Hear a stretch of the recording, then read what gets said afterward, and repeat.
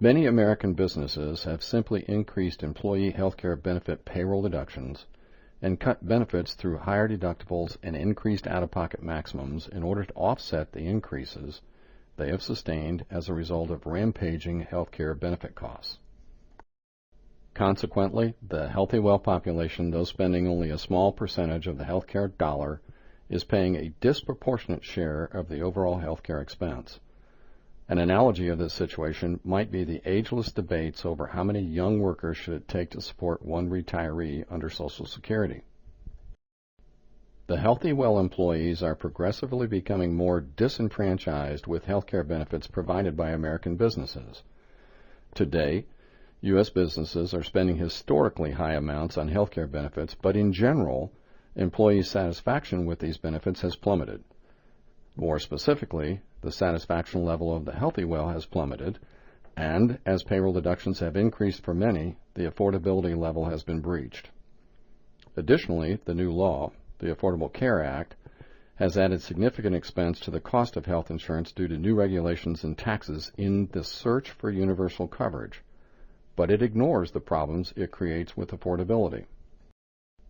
On the other hand, the small percentage of covered individuals receiving the majority of the health care dollars spent consist of benefit recipients who are grateful. They understand the value of the benefit program because many of them have experienced high to extremely high health care expenses. Generally, the more the individual needs it and uses it, the more the individual appreciates it. The dissatisfaction of the disenfranchised healthy well population has created a benefit value proposition tailspin. This tailspin is made worse by the current necessity to increase deductibles and out-of-pocket maximums to employees due to new regulations and taxes.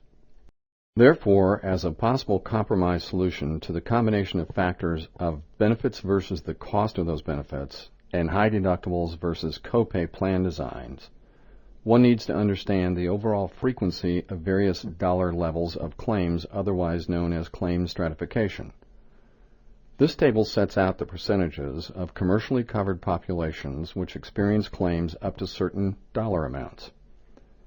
As the table sets out, 95% of insureds 18 to 64 years old will either never file a claim or will have a claim under $7,140. In other words, 95% of the covered population is supporting the top 5% of the largest claimants through their premium contributions. Hence, the Social Security analogy previously mentioned. How many healthy well does it take to support an unhealthy person? Now for the practical application of these facts. Many health benefit design consultants are recommending to employers plan designs which will satisfy the affordable minimum value requirements under the ACA. These plan designs must support at least a 60% minimum value as primarily determined by the CMS Minimum Value Calculator.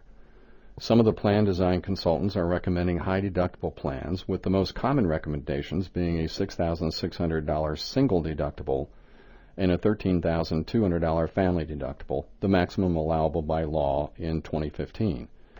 This is adjusted upwards by the government each year. In other words, employees will have to spend these amounts out of their pockets before their health benefits begin. When you factor into these high deductible recommendations the claim stratification table set out previously, it means only approximately 5% of the covered insureds will ever benefit from these plan designs, since about 95% of the covered insureds will either never incur a claim or will incur claims less than approximately $6,600, their maximum annual out-of-pocket. Although these high deductible plan design recommendations are completely legitimate and certainly meaningful, there are legitimate and meaningful considerations to be given to plan designs which work better for the 95% of the covered healthy well population who are paying more each year for their benefits and seeing no immediate benefit from the high deductible plan designs. Under the Affordable Care Act, many companies are worried and now faced with the reality of either offering benefits to employees who were not previously covered by their health benefits plans, or pay significant excise tax penalties, or perhaps even closing their doors. Under the Affordable Care Act, employees now face significant excise tax penalties if they do not purchase coverage for themselves and their family members. Many of the provisions of the Affordable Care Act have caused the cost of this coverage to go skyward, hence the benefit value and affordability dilemma. Employers are now faced with the dilemma of how to offer meaningful, affordable benefits to the highest percentage of their newly covered population. Many of this newly covered population are younger than the current average age of the commercially covered population, and many of them are healthier than the current commercially covered population.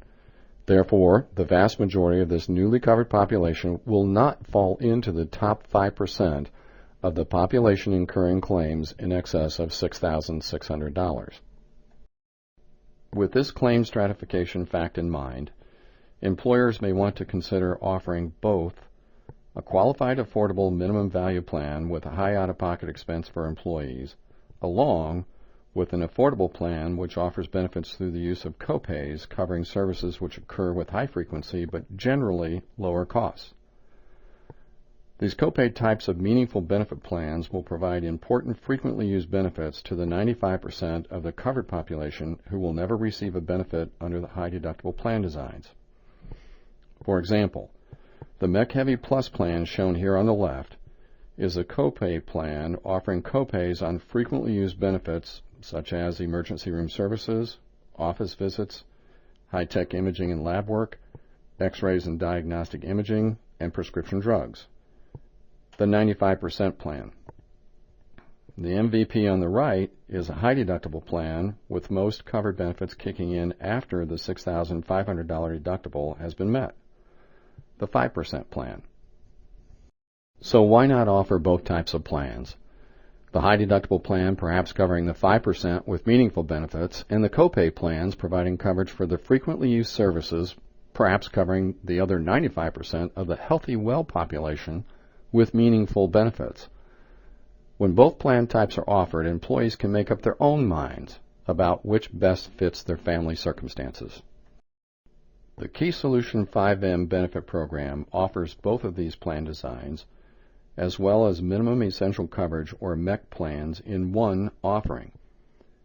It insulates employers from both of the ACA excise tax penalties and insulates employees from their individual excise tax penalties. After understanding the fact of claim stratification, meaning the 95-5 rule, the Key Solution 5M program could be considered the intelligent way to design ACA tax-sheltered plans. Why not offer meaningful benefit plan designs to employers and employees at surprisingly affordable costs?